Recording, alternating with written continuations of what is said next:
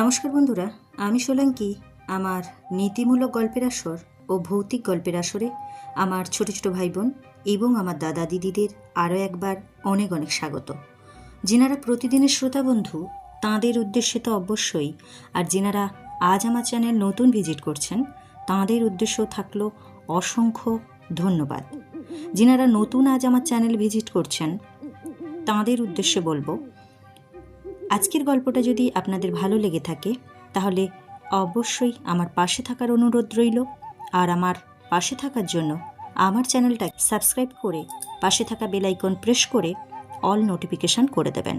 তাহলে আমি যখনই যেইরূপ গল্প নিয়ে উপস্থিত হব সেগুলো আপনারা আপনাদের ফোনে নোটিফিকেশান আকারে পেয়ে যাবেন। আর হ্যাঁ বন্ধুরা, যদি আজকের গল্পটা আপনাদের ভালো লেগে থাকে তাহলে অবশ্যই একটা করে লাইক করবেন, পারলে বন্ধুদের সাথে অবশ্যই শেয়ার করবেন।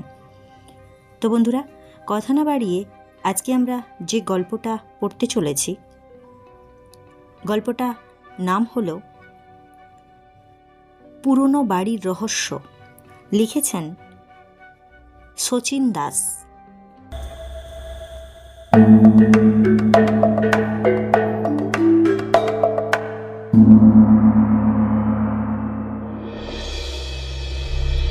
শ্রাবণ মাস, সন্ধেবেলা,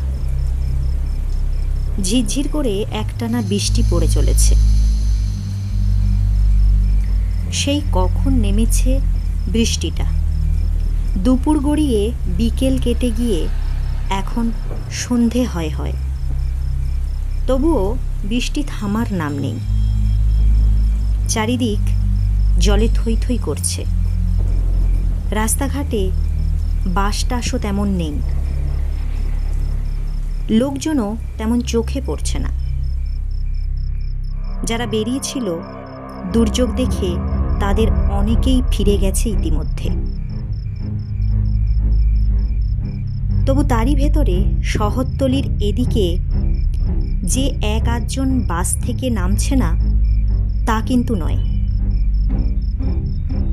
নেহাতি প্রয়োজনে যাদের দেরি করে ফিরতে হচ্ছে সেই তারাই এখন বাস থেকে নেমে ছাতা মাথায় ছপছপ করে এদিক ওদিক দৌড়চ্ছে। অমর্ত্যবাবুও দৌড়লেন। না দৌড়ে উপায় কি, সঙ্গে ছাতা নেই। সকালের দিকে আকাশটা ভালো থাকায় ছাতা নেবার দরকার মনে করেননি, কিন্তু দুপুরের দিকেই আকাশ কালো করে বৃষ্টি নামল। সে কি বৃষ্টি! প্রথমে ভেবেছিলেন কমে যাবে, আর কমলেই বেলা থাকতে থাকতে আজ একটু আগেই বেরিয়ে পড়বেন অফিস থেকে। অথচ তা আর হলো কই। বৃষ্টি কমে আসতে আসতে সেই বেলা গড়িয়ে গেল। তাও কি পুরোপুরি কমল? ঝিরঝির করে একটানা পড়েই চলেছে। হাতের ফাইলটা মাথার ওপরে আড়াল করে প্যান্ট গুটিয়ে গলির ভেতরে ঢুকলেন অমর্ত্যবাবু। গলিতে বেশ খানিকটা জল জমেছে। এই জলেও নামতে হতো না যদি গাড়িটা তার ঘরের দরজায় এসে দাঁড়াতো, কিন্তু উপায় নেই। বাড়িতে ঢোকার মুখে মস্ত একটা গলি। এই গলিতে গাড়ি ঢোকে না। অফিসের গাড়িটা তাই রোজই তাকে গলির মুখে ছেড়ে দিয়ে যায় এবং ওখান থেকেই তাকে গাড়িতে তোলে। জল পার হয়ে অমর্ত্যবাবু বাড়ির দরজায় এসে কলিং বেল বাজালেন।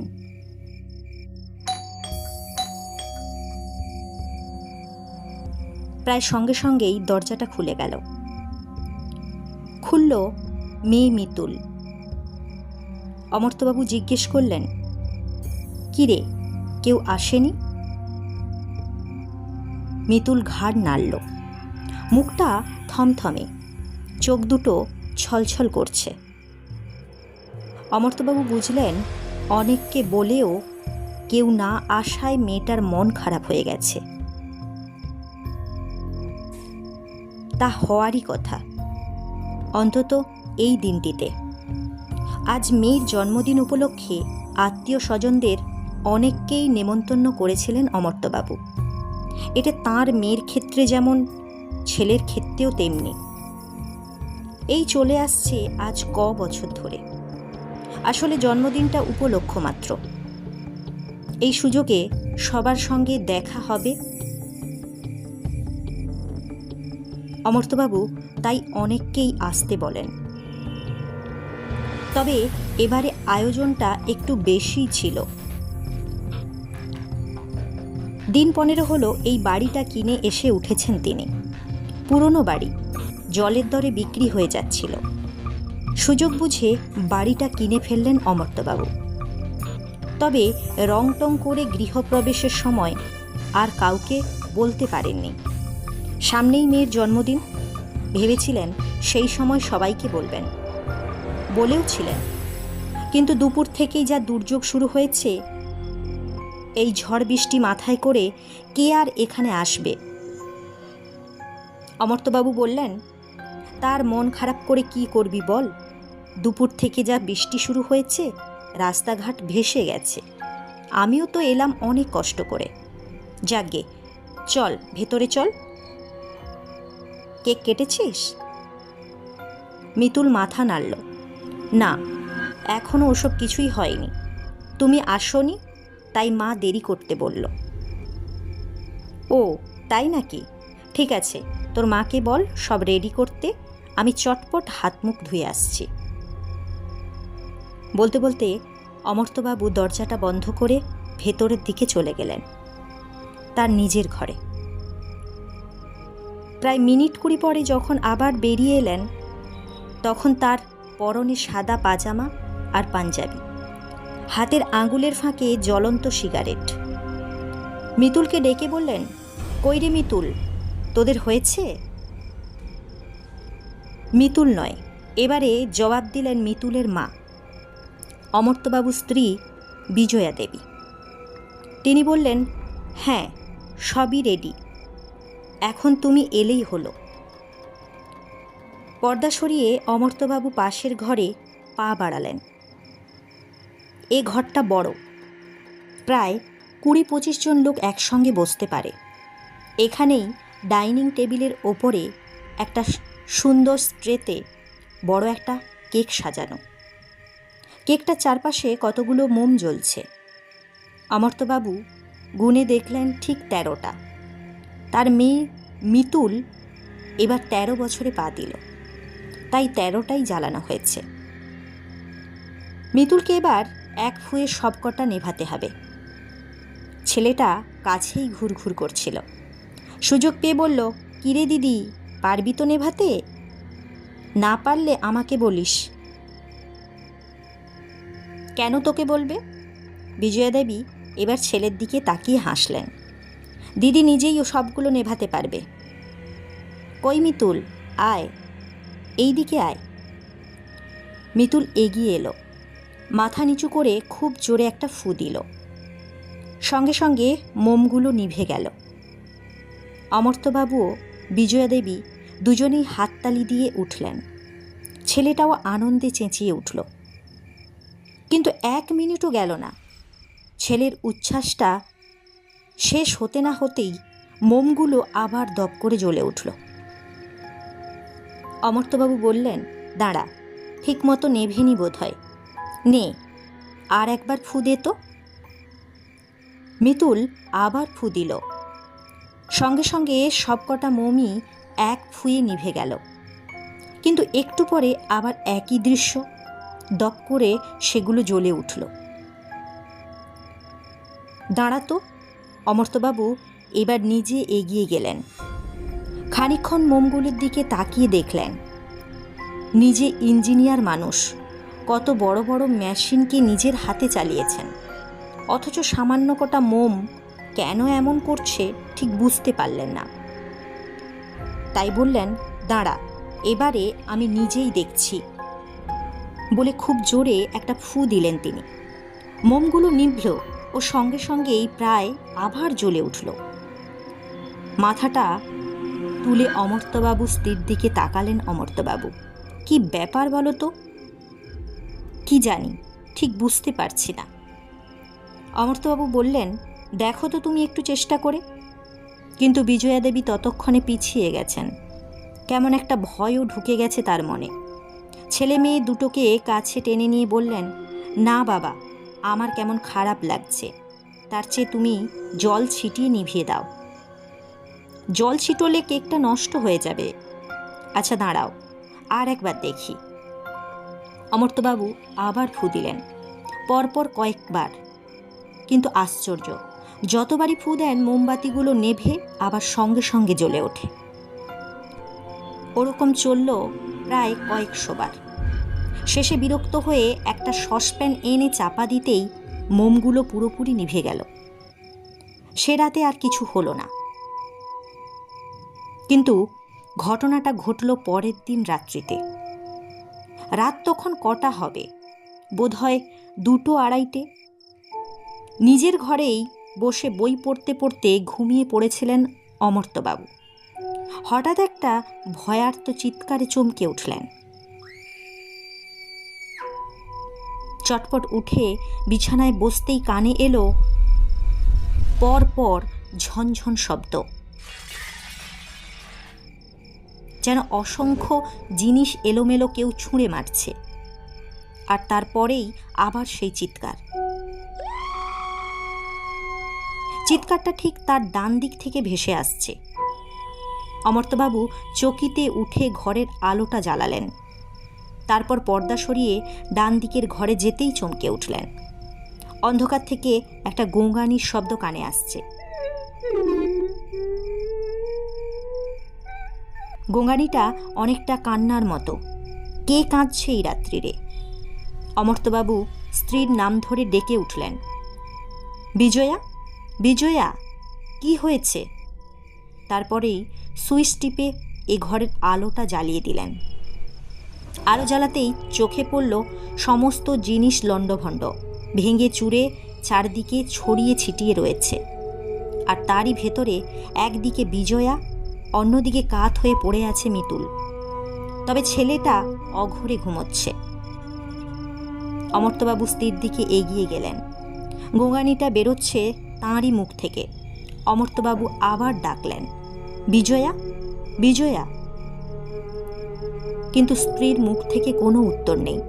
নিচু হয়ে বসে অমর্ত্যবাবু তখন স্ত্রীকে ধাক্কা দিলেন, কি হয়েছে কি বিজয়া? এবারে ধর্মর করে উঠে বসলেন বিজয়া দেবী।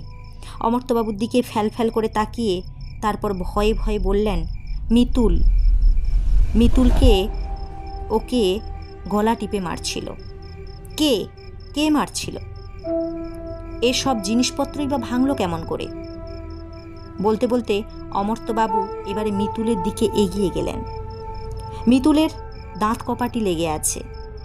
অমর্ত্যবাবু বললেন, শিগগির একটু জল আনো বিজয়া, মিতুল অজ্ঞান হয়ে গেছে।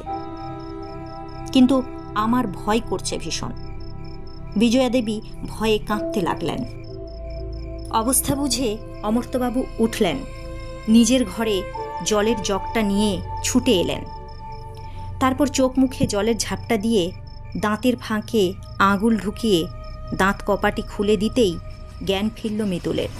সঙ্গে সঙ্গে সে জড়িয়ে ধরল বাবাকে। ভয়ে কাঁপতে কাঁপতে বলল, আমি আর এখানে থাকবো না বাবা, আমার ভীষণ ভয় করছে। অমর্ত্যবাবু মেয়েকে নিয়ে স্ত্রীর দিকে তাকালেন। চটপট টুটুলকে নিয়ে আমার সঙ্গে এসো। বিজয়া দেবী টুটুলকে কোলে নিতেই অমর্ত্যবাবু ওদের নিয়ে নিজের ঘরে এলেন। মিতুল টুটুলকে নিজের খাটে শুইয়ে দিতেই মিতুল উঠে এলো, না আমি একা শোবো না। একা কোথায়? ভাই তো আছে। না না, তুমি থাকো এখানে। অমর্ত্যবাবু দেখলেন মেয়েটা ভয়ে নীল হয়ে গেছে।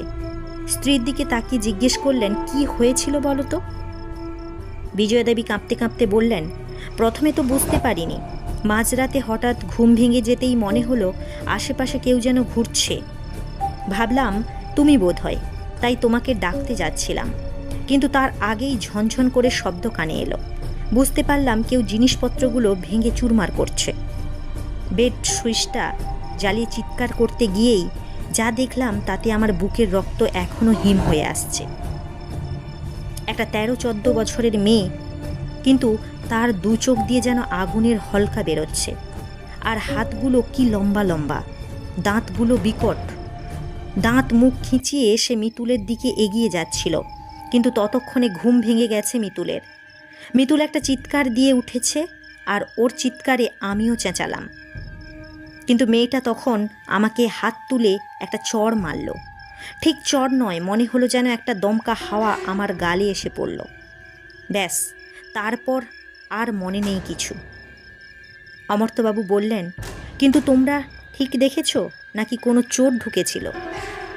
চোর এলে জিনিসপত্র ভাঙবে কি করে? তা অবশ্য ঠিক, কিন্তু কি ব্যাপার বলো তো? বিজয়াদেবী বললেন, ব্যাপার খুবই খারাপ। আমার কালই সন্দেহ হয়েছিল, না হলে ফু দিয়ে মোমগুলো নেভাবার পরে কেন আবার জ্বলে উঠবে? তুমি কালই বাড়ি ভাড়া ব্যবস্থা করো, এ বাড়িতে থাকা অসম্ভব। উফ, কি সাংঘাতিক! মার কথায় মিতুলও এবার বলল, হ্যাঁ বাবা, তুমি অন্য কোথাও চলো, এখানে আর থাকবো না আমি। আর একটু হলেই আমার গলা টিপে ধরত। বলতে বলতে ভয়ে কেঁদে ফেলল মিতুল। অমর্ত্যবাবু মিতুলকে কাছে টেনে নিলেন, কিন্তু তখনও যেন কিছুই বুঝতে পারছিলেন না। পারলেন সকালে উঠে। বাজারে যাওয়ার সময় গলির মুখে যেতেই কে যেন ডাকল। পেছনে ফিরে তাকাতেই অমর্ত্যবাবু দেখলেন তার পাশের বাড়ির বিজনবাবু। কাছে এসেই বললেন, কাল রাত্রিরে কি হয়েছিল আপনার বাড়িতে? চিৎকার আর শব্দ শুনলাম। অমর্ত্যবাবু সব গুছিয়ে বললেন ব্যাপারটা। শুনে বিজনবাবু বললেন, আমি জানতাম এমনই একটা কিছু হবে। আপনি যখন বাড়িটা কেনেন তখন আমরা এখানে ছিলাম না, মাসখানেকের জন্য বেনারস গিয়েছিলাম। থাকলে আপনাকে বারণ করতাম এ বাড়িটা না কেনার জন্য। বাড়িটার ব্যাপারটা কি বলুন তো? আসলে বাড়িটা যিনি তৈরি করেছিলেন, বছর 25 আগে তার একমাত্র মেয়ে জন্মদিনের দিন আগুনে পুড়ে মারা যায়। মেয়ে মারা যাবার পরে মেয়ের শোকে ভদ্রলোকের স্ত্রীও একদিন আত্মহত্যা করে। এর বছর 2 পরে ভদ্রলোক বাড়িটা বেচে দেন, কিন্তু যে কেনে সেও আর থাকতে পারে না ভয়ে। শোনা যায় মা ও মেয়ে মৃত্যুর পর এখনো পালা করে বাড়িটাকে যক্ষের মতো পাহারা দিয়ে রেখেছে। অমর্ত্যবাবু চমকে উঠলেন, বললেন, তাহলে কি আমি যার কাছ থেকে কিনেছি সেও এই একই সমস্যায় পড়েছিলেন? হ্যাঁ, বিজনবাবু বললেন, তবে কেনার আগে আমি তাকে সাবধান করে দিয়েছিলাম, কিন্তু সে শোনেনি আমার কথা, পরে বিশ্বাস করেছিল। অমর্ত্যবাবু চুপ করে রইলেন। মনে মনে ঠিক করলেন, আজ ছুটি, আজই একবার ভাড়া বাড়ির খোঁজে বেরোবেন তিনি। তারপর সুযোগ বুঝে বাড়িটা তিনি বেচে দেবেন অন্য কাউকে।